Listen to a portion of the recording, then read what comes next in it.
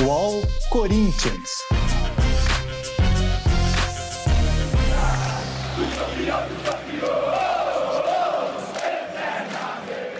Patrocínio Brahma. Bramosidade, cremosidade que só a Brahma tem. E lubrificantes Móbil. Se tem movimento, tem Móbil. Olá, galera do All Sport. O Pedro Lopes está de férias. O titular, então, da posição é sempre ele. E eu, Vanderlei Lima, estou na apresentação do podcast do Corinthians. Lembrando que todas as terças-feiras aqui no UOL e nas principais plataformas de podcast. Comigo, o setorista, o repórter do Corinthians, Iago Rudá, que daqui a pouco vai apresentar um convidado especial. Tudo bem, Iago? Fala, Vanderlei, um prazer estar falando com você novamente. A gente tem um convidado muito especial em uma semana importantíssima para o Corinthians, para a torcida do Corinthians, né? O clube está prestes a completar aí 111 anos de fundação e a gente traz um convidado que vai falar um pouquinho, na verdade vai falar bastante, né? Porque eu não conheço alguém que saiba mais sobre a história do Corinthians do que nosso convidado. A gente vai falar um pouco sobre como foi o início do Corinthians. Certo, o Corinthians que nasceu em 1º de setembro de 1910. Então, portanto, completa 111 anos. E agora sim, também, né, Iago? Recorde do Silvinho. A terceira vitória consecutiva aconteceu. Depois de vencer o Ceará, Atlético Paranaense, no último sábado fora de casa, venceu com o gol do Jô. Lembra que eu falei para você, né? Eu aposto no Jô. E venceu o Corinthians, o Grêmio, por 1-0, a terceira vitória consecutiva sob o comando do Silvinho. Mas fique à vontade e apresenta o nosso convidado e parabéns a toda a nação corintiana, 111 anos e com muitas e muitas histórias, né, Iago? Exato, Vanderlei. Esse Corinthians vivendo o seu melhor momento na temporada, 3 vitórias seguidas, eu acho que já dá para dizer que está consolidado ali no G6 do Campeonato Brasileiro. O Corinthians, com as contratações que fez, fechou o William recentemente, com certeza vai brigar pela Copa Libertadores. Eu acho que é o mínimo que o Corinthians vai brigar. E vamos ver como que o time se desenvolve agora com o Silvinho nas próximas semanas, né? A gente tem uma expectativa muito boa para o segundo turno no Campeonato Brasileiro em cima desse time do Corinthians. Mas agora, voltando aqui ao nosso tema de hoje, o nosso convidado é o Fernando, historiador do Corinthians. Ele também é autor do livro que vai ser publicado e distribuído aí no mês de setembro aos corintianos. Faz parte do Timão Box. Para quem não conhece ainda, o Timão Box é um clube de assinaturas feito pelo Corinthians, no qual o torcedor recebe mensalmente um livro e uma caixa ali toda estilizada, muito bem feita, muito bonita, sobre um determinado tema do clube. A primeira foi sobre a democracia corintiana, a segunda sobre a invasão da torcida do Corinthians no Maracanã em 1976, e a terceira vai ser sobre a fundação do Corinthians, e quem escreve esse livro é o Fernando. Fala, Fernando, tudo bem? Bom dia a todos, bom dia nação corintiana, bom dia aos ouvintes do UOL, aos espectadores do UOL. É uma grande honra estar participando desse podcast e vamos bater esse papo aí, falar um pouco de história, falar um pouco de toda essa tradição de 111 anos de Esporte Clube Corinthians Paulista. Fernando, eu posso fazer a primeira pergunta, Rudá? Pode ir, Vanderlei. Qual é o maior feito do Corinthians dentro da história de 111 anos? A quebra de 77, a invasão de 76, depois de 2000, o de Tóquio, agora eu digo assim, recentemente, né, 2012. Qual é? Se alguém perguntar para você, que é o historiador, trabalha ao lado do Museu do Corinthians, dentro do Museu do Corinthians, historiador do Corinthians, sabe todas as histórias do Corinthians, qual é o maior feito, sem ficar em cima do muro, na sua opinião, e também a sua opinião e a dos torcedores? O que mais eles procuram saber? Bom, Vanderlei, prazer falar com você. Um grande abraço aí. O maior feito da história do Corinthians certamente aconteceu em março de 1913, que foi popularizar o futebol paulista, né, e subsequentemente o futebol brasileiro. Corinthians, que foi fundado como um clube de várzea, né, por operários, por pessoas que eram excluídas do futebol oficial. Ele, em março de 1913, o até então presidente Alexandre Magnani vende o seu armazém, né, porque o presidente do Corinthians era um comerciante do Bom Retiro, e em um ato de paixão, de amor ao clube, ele vende seu armazém, e com o dinheiro da venda do armazém ele escreve o Corinthians em uma eliminatória na Liga Paulista de Futebol. Então o Corinthians ele ficou 2 anos numa luta muito forte, numa luta política muito forte para conseguir o direito de ter essa inscrição, né? E em 1913 o Corinthians, graças à pressão política e popular, consegue essa façanha que mudou a história do futebol, porque imagina um clube varziano se inscrever numa liga elitista, como a Liga Paulista era em 1913, foi um ato revolucionário e histórico, né? Certamente foi, em toda a história do clube, foi o maior feito de todos os tempos, porque foi uma revolução sociodesportiva que abriu as portas para a popularização do futebol. E o presidente Alexandre Magnani era um visionário, né, junto com os fundadores do clube, com Antônio Pereira, com os irmãos Nunes, né, o Manuel e o César Nunes. E o Corinthians ele era muito organizado politicamente já desde a fundação, então eles tinham uma força anarco-sindicalista, digamos, embrionária, muito forte, né, porque o operariado que veio, os imigrantes que vieram da Europa, eles trouxeram todo o conteúdo político anarquista, né, o anarquismo operário. Então o Corinthians ele foi já fundado como uma organização com um sentido muito forte, já com esse ideal de popularização do futebol, né, usar o esporte para criar uma inclusão social que pudesse mudar literalmente o destino de todas as pessoas que habitavam a cidade de São Paulo. Então, eu posso cravar com certeza que essa é a maior façanha da história do esporte do Corinthians paulista. E pelos torcedores, eu digo assim, de feitos, o que eles mais comentam com você quando vai visitar um museu? O 77, por exemplo, eu tenho um tio, viu, Iago? Ele é corintiano roxo, mora na Penha. Não adianta, 77 para ele ninguém tira. Tem os 2 mundiais, invasão de 76, mas 77, o título contra a Ponte Preta, ninguém tira. O que você recebe mais a respeito sobre isso, assim, de informações? Quem ganha aí? Bom, depende muito a idade da pessoa, né, Vanderlei? Depende. Pessoas mais antigas certamente falam que as 2 maiores façanhas a invasão de 1976 e o título paulista de 1977, até porque o Campeonato Paulista ele tinha um peso maior que a Libertadores nos anos 70. E já a geração dos anos que nasceu nos anos 70 acha o Mundial de 2000, o Mundial de 2012, a Libertadores, o Brasileiro de 90. São feitos mais, os torcedores lembram mais dos feitos futebolísticos, né, no âmbito do futebol. E os títulos, né, e certamente o movimento que a torcida do Corinthians fez nessas invasões, né, nesses 3 títulos muito fortes, né, que foram 77, né, que a torcida do Corinthians bateu o recorde de público no Morumbi no segundo jogo, a invasão de 2000 no Maracanã, no Mundial que o Corinthians ganhou do Vasco, e a invasão no Japão, que foi uma façanha em níveis continentais, né? Uma invasão em níveis mundiais.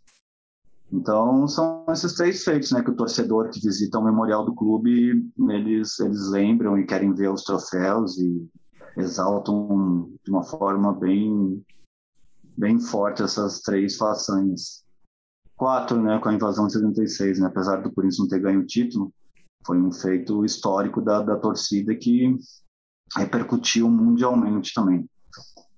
Ô, Fernando, a gente já conversou um pouquinho sobre o tema e o Corinthians se prepara aí para fazer uma grande live, anunciar a contratação do Willian, anunciar possivelmente aí parceiros comerciais, fazer uma série de anúncios da torcida em cima do seu aniversário, né? E o que a gente sabe sobre a fundação é que o Corinthians, no dia 1º de setembro de 1910, ali na José Paulino com a Cônego Martins, no bairro do Bom Retiro, sob a luz de um lampião, o Corinthians foi fundado ali pelos operários, né? Só que essa fundação ela não aconteceu do nada, né? Ela foi programada. O Corinthians foi um clube muito planejado antes dele existir. Eu queria que você contasse um pouquinho sobre os meses ou as semanas que antecederam essa fundação do Corinthians e como que os operários fundadores do clube se conheceram, né? Qual que era a relação entre eles? Era só o futebol? Eles trabalhavam juntos? Eles tinham uma vida social juntos? Como que eles se relacionavam e por que eles decidiram fundar o Corinthians? Essa história é fantástica, Iago. A gente poderia narrar ela em umas 2, 3 horas, mas eu vou resumir para vocês. Tudo começou com o Antônio Pereira. O Antônio Pereira ele foi a mente pensante que idealizou o Clube dos Operários. E as pessoas têm que entender que o Corinthians nasceu com o nome de Clube dos Operários. E o Antônio Pereira ele era um pintor de paredes que trabalhava no escritório do Ramos de Azevedo. Ele trabalhava para o grande engenheiro arquiteto Ramos de Azevedo. Então ele era um cara muito conhecido já na sociedade paulistana, né? Apesar de ser um cara, um imigrante português pobre, ele ascendeu e se tornou um cara bem requisitado, o estilo de pintura dele era único e ele se tornou bem conhecido no Bom Retiro, no centro, nos bairros elitistas da cidade. E ele frequentava muito o campo do Velódromo, né? Que naquela época não existia esse termo estádio, então o termo era campo ou ground, né? Se usavam muitos termos ingleses, né? Então, o Antônio Pereira ele ia aos jogos, né, da Liga Paulista e, ao mesmo tempo, frequentava a várzea, né, os campeonatos de várzea. Existiam inúmeros clubes de várzea, né, o principal deles era o Botafogo, né, o Botafogo do Bom Retiro, que era o clube que eles torciam, né? E ele analisando essa dualidade entre a várzea e o velódromo, ele começou a idealizar um clube que pudesse unir os dois mundos, né? Romper essa barreira e fazer ricos e pobres jogarem futebol juntos, né? Porque na várzea os jogadores eram fantásticos, né? Enquanto os jogadores do Paulistano, da Associação Atlética das Palmeiras, do Mackenzie, do São Paulo Atlético Clube eram bons jogadores, os jogadores varzianos eram melhores, né? E nas várzeas do Bom Retiro, ele já viu o Rafael Perrone, que era zagueiro, atuar, ele já viu o Anselmo Correia, que era goleiro, jogar, ele já viu João Carlos da Silva, que era ponta direita, e o Joaquim Ambrosio, que era ponta esquerda, jogarem, e eles jogavam de uma forma diferenciada, né? Eles tinham uma desenvoltura muito grande futebolisticamente. Então ele começou a se aproximar desses 4 elementos, né, desses 4 personagens, que também tinham um ideal eles sonhavam que eles podiam organizar um clube que pudesse romper a barreira desse preconceito, um preconceito social mesmo, né, você não poder ser jogador de futebol varziano e não poder atuar num clube da alta elite paulistana. E, ao mesmo tempo, os outros clubes de várzea não tinham essa ambição, né?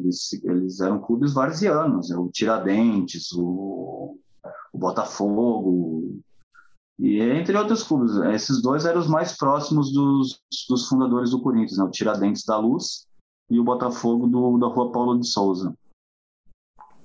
E o Antônio Pereira, o Rafael Perrone, o Anselmo Correia, o Carlos Silva e o Joaquim Ambrosio, eles eram muito, muito amigos dos jogadores do Botafogo, né?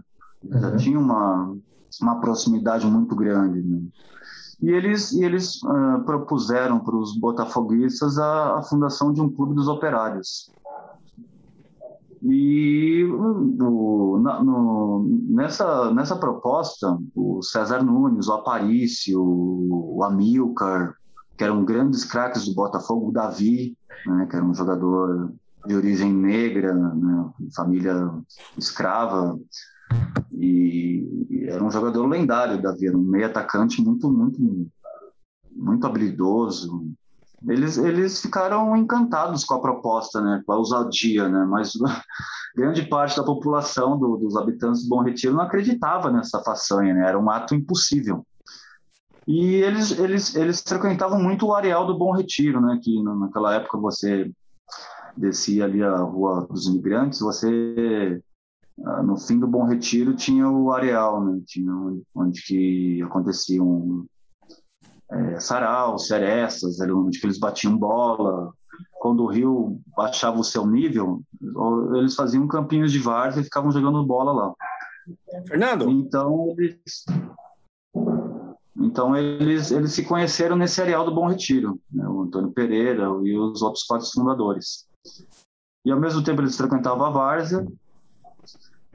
E ao mesmo tempo, dentro de tudo isso, o Antônio Pereira, ele era muito amigo do alfaiate do Bom Retiro, que era o Miguel Batalha, do comerciante Alexandre Magnani, que tinha um armazém, e do Salvador Batalha, que era o barbeiro, tinha uma barbearia na esquina da rua Júlio Conceição com a Rua dos Imigrantes. Fernando, Então, daqui a pouco você volta com mais essa história do Corinthians. Eu tenho que fazer da fundação, eu tenho que fazer um intervalo e daqui a pouco você volta e você até me corrige aqui. Fernando Vanner, é isso? Vanner.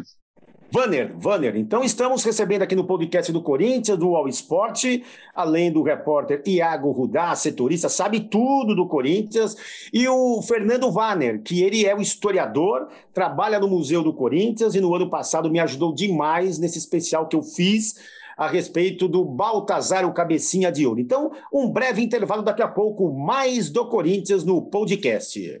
Já imaginou poder conhecer o maior ídolo do seu time? Tirar uma foto oficial com o elenco? Acompanhar o treino? Promoção Futebol com Bramosidade. Concorra a experiências com seu time do coração, além de kits com itens exclusivos. Acesse www.brama.com.br/promofutebol e faça o seu cadastro. E cadastrando a nota fiscal de compra de qualquer produto Brahma, as suas chances dobram. Participe. Confira o regulamento no site. Beba com moderação. Os lubrificantes Mobil estão presentes nos mais diversos segmentos. Seja levando astronautas para o espaço, movimentando todos os setores industriais, movendo fretes terrestres, aéreos e marítimos, movimentando carros, motos e caminhões. Acima de tudo, movimentando pessoas. Mais do que lubrificantes, soluções com a máxima tecnologia e alta performance que te levam em direção às melhores conquistas. Se tem movimento, tem Mobil.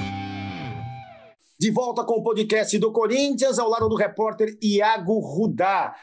Lembrando que todas as terças-feiras, aqui no UOL e nas principais plataformas de podcast, o convidado do Rudá, do podcast do Corinthians, é o Fernando Vanner. Ele que é historiador do Timão, sabe tudo do Corinthians e está explicando a respeito da fundação. Agora ele vai ser bem sucinto e resumir para também pegar a opinião dele, né, Rudá, a respeito desse time do Corinthians, da contratação do William, a repercussão que pode dar, o ânimo a mais agora com o Renato Augusto, o Juliano, o Roger Guedes, o próprio William. Então, você pode finalizar, por favor, aí, Fernando, fique à vontade. Vanderlei, como eu falei para vocês, né, a história dá para a gente bater um papo aqui de 2-3 horas, né, mas vamos repetir. Então, o Antônio Pereira ele costurou toda ele era um cara estrategista, então ele costurou, digamos, essa proposta de fundação de um clube que pudesse mudar a história do futebol e levou para o Miguel Batalha, para o Alexandre Magnani e para o Salvador Batalha. Eles eram já...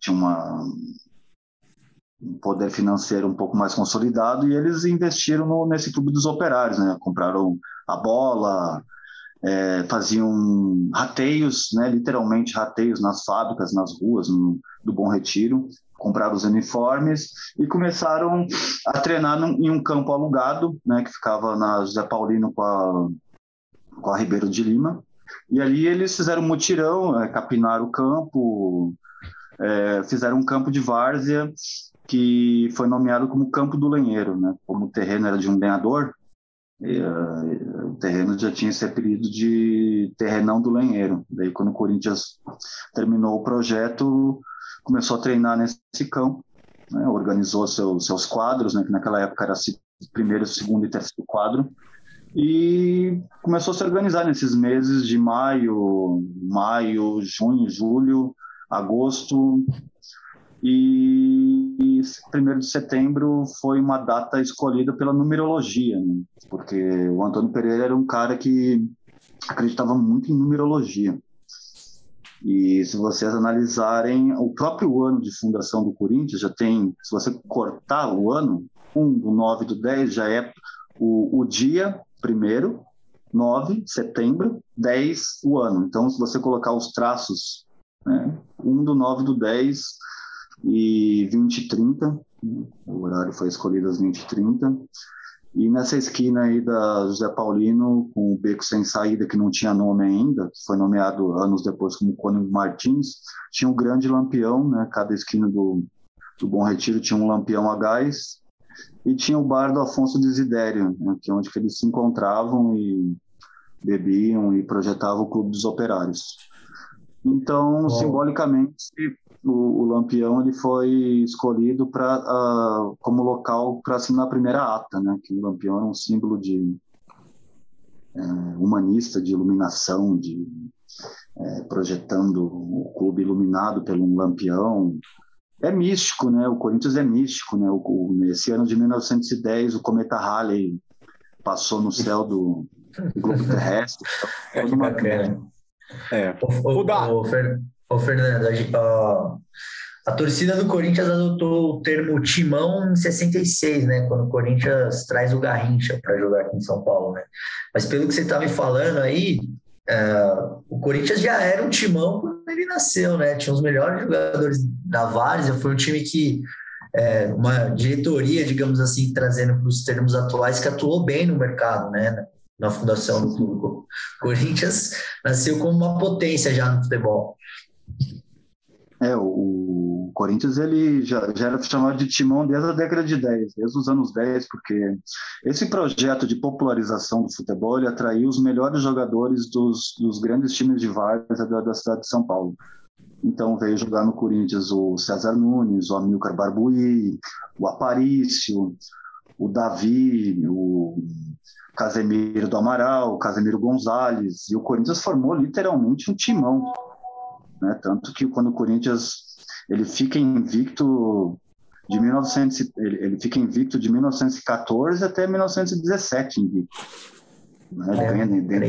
Dentro disso ele ganha 2 títulos da Liga Paulista, então era um timaço mesmo, não era nem um timaço, né? E, além disso, o Corinthians proporcionou 2 jogadores que mudaram a história da seleção brasileira, né? Que até então, mesmo com o Arthur Friedenreich, o Brasil não conseguia ganhar a Copa Sul-Americana do Uruguai e da Argentina, né? Bastou o Brasil ter a raça varziana do Corinthians com o Neco e com o Amilcar Barbuí, que mudou a história da CBD, do futebol brasileiro, para sempre. Pô, que bacana. Eu realmente não sabia disso e... essa é a importância da gente trazer uma pessoa que conhece muito de história para debater, para expor ideias, né? Porque abre os olhos sobre o nosso presente, né? Ô, Fernando, e trazendo um pouquinho a história mais para o que está acontecendo agora, o Corinthians trouxe o William ontem, acho que é um dos principais reforços aí do clube em anos, e esse é um debate que a torcida está levantando, né? Qual que é o peso dessa contratação em termos históricos recentes? Assim, você que é um cara que trabalha com isso, que é o representante do Corinthians em termos históricos, qual que é o peso da contratação do William, um jogador formado no terrão, um cara que, seleção brasileira, veio direto da Premier League para cá, o que é bem raro atualmente no futebol brasileiro. Qual que é o peso aí dessa contratação, do retorno do William ao time do Corinthians? Como que você vê isso, tanto como historiador e como corintiano também? Bom, o peso é histórico, né? Um peso gigantesco, né? Que é um jogador, se você comparar em nível de Campeonato Brasileiro, é um jogador fantástico, né? Um jogador que jogou Copa do Mundo, que foi campeão na Europa, e é um jogador forjado no terrão do Parque São Jorge, né? Um jogador corintianista de berço, né? O pai dele, o Severino, outra pessoa incrível, né? E, isso é uma contratação que muda a história do futebol, né? O Corinthians tem essa tradição, né, de renascer das cinzas, e quando o Corinthians renasce de um inverno, quando floresce numa nova primavera, o Corinthians é campeão, amigo. O Corinthians ele rompe tudo, ele transcende tudo que está em todas as barreiras. Então, certamente o Corinthians vai ficar um time muito forte, né? Muito forte mesmo, e está propício a façanhas históricas novamente, né? Tem tudo para se configurar novas façanhas que vão ser repercutidas pela eternidade. Fernando, dentro dessas histórias do Corinthians, e a chegada agora do William, Roger Guedes antes, Juliano, Renato Augusto retornando também, dá para colocar o Corinthians, lógico, o Flamengo é ano-luz nesse momento, Atlético Mineiro, Palmeiras. O Corinthians, hoje ele ocupa a 6ª posição no Campeonato Brasileiro. Com a chegada desses jogadores, o Corinthians está em que nível nesse momento no futebol nacional, com a chegada principalmente do William? Acho que o Corinthians ele sempre esteve em primeiro nível no futebol nacional, não só pelo futebol, mas pela repercussão do que é o Corinthians, né? Se você analisar, todo mundo quer ver programa esportivo por causa do Corinthians. O Corinthians, mesmo quando não tem times à altura da sua tradição, ele repercute de uma forma maior, né? Agora, quando tem um elenco desse nível, de nível internacional, né, nível de Copa do Mundo, porque o Corinthians ele possui em seu elenco 4 jogadores que jogaram a última Copa do Mundo, né? Então, o Corinthians se torna protagonista no âmbito esportivo, né? Porque o Corinthians é protagonista sempre, né? O futebol, eu sempre digo, o futebol sem o Corinthians não tem graça. O que dá vida para o futebol paulista e brasileiro é o Corinthians, né? Tanto que a audiência prova isso, não sei eu que falo isso, é a audiência, todo mundo quer ver o Corinthians, né? Agora teve a final do Campeonato Paulista com São Paulo e Palmeiras, a cidade estava normal. Agora pega um Corinthians e Palmeiras numa final, Corinthians e São Paulo. Mas isso aí não sei eu que falo. Os nossos adversários nos consideram os seus rivais, né? Qual é o maior rival do Palmeiras, do São Paulo, do Flamengo, do Santos, do Inter, do Grêmio? Quem eles querem enfrentar? É o Corinthians. Ô Fernando, em cima disso eu tenho uma pergunta para você. Você está dizendo aqui para a gente que o Corinthians é sempre o protagonista, né? Em termos de mercado, o Flamengo talvez seja o grande rival do Corinthians em termos de audiência nacional. Só que aqui em São Paulo, no estado de São Paulo, o grande rival histórico do Corinthians é o Palmeiras, por toda a tradição que esses dois clubes têm, tanto no futebol paulista, no futebol nacional e internacional. O Corinthians sendo protagonista, quem que é o antagonista do Corinthians? Olha, historicamente é o Palestra Itália, né? O Palmeiras, que é a Sociedade Esportiva Palmeiras, né? Certamente aqui em São Paulo esse grande clube aí da Zona Oeste da cidade, que dentro desses 111 anos do Corinthians fez jogos que pararam a cidade, pararam o Brasil, e são jogos que transcendem o âmbito futebolístico e são disputas sociais, são disputas entre os jogadores, são disputas indescritíveis, né? Que nem eu gosto de falar essa palavra indescritível, porque são coisas inenarráveis, né? São façanhas onde grandes jogadores da história do futebol brasileiro e mundial já se enfrentaram em derbys históricos, né? Tanto que o Tomás Mazzoni, né, o lendário jornalista, já nomeou como derby esse clássico por ser o maior clássico da cidade, né? Derby paulista. Então a gente pode colocar aqui o nosso grande rival, o histórico rival, no âmbito esportivo, é a Sociedade Esportiva Palmeiras. Fernando, ficaríamos aqui eu e Iago Rudá, né, Iago? Olha, uma conversa super legal, você entende, sabe, é estudioso, e fica aqui um próximo convite, né? Por que não? 111 anos do Corinthians e você é o cara que estuda, sabe tudo na história do Timão. Então, muito obrigado, Fernando Wagner, que é o historiador e trabalha lá no Memorial do Esporte Clube Corinthians Paulista, tá bom? Obrigado você, Vanderlei, obrigado, Iago Rudá. Para mim é uma honra fazer esse bate-papo com vocês. Um grande abraço para a nação corintiana, para todos os adversários que nos acompanham. O futebol, ele é um esporte que tem o poder de mudar destinos e mudar a sociedade. Então a gente tem que sempre respeitar os adversários, exaltar os nossos adversários, e eu penso que isso que muda a história, né? E eu digo sempre, saudações corintianas. Legal. Valeu, Iago. Grande abraço. Valeu, Vanderlei. Valeu, Fernando. Agradecer mais uma vez o Fernando por aceitar o convite e voltar a falar sobre o livro dele, 1910, O Time do Povo, livro que vai estar no Timão Box. Você pode ter mais informações ali no site do Corinthians, no site do Timão Box. Além desse livro, o Fernando vai escrever outros livros sobre a história do Corinthians, e agradeço de verdade aí o Fernando e quem nos acompanhou em mais uma edição do podcast UOL Corinthians. Amanhã, dia 1º de setembro, o Corinthians completa 111 anos, então já deixo aqui o meu parabéns ao Clube do Parque São Jorge. Legal, termina mais um podcast UOL Corinthians. Eu, Vanderlei Lima, estive com o Iago Rudá, repórter, setorista do Timão, e o convidado, historiador do Corinthians, o Fernando Wagner. Edição de áudio Amer Menegassi, coordenação Bruno Douro e da Juliana Carpanês. Continue aqui no UOL Esporte e acompanhe as informações do Corinthians. Terça-feira tem mais podcast, então até lá.